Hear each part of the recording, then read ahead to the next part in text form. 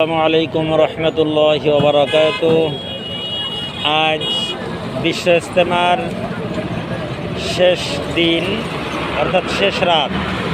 আগামীকাল মোনাজাতের মধ্য দিয়ে দ্বিতীয় পর্ব শেষ হবে।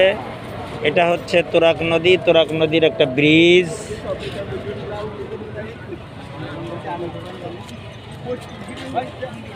এই নদীর পাড় দিয়া এখানেও ইজতেমার লোকজন, পুরোটা মাঠ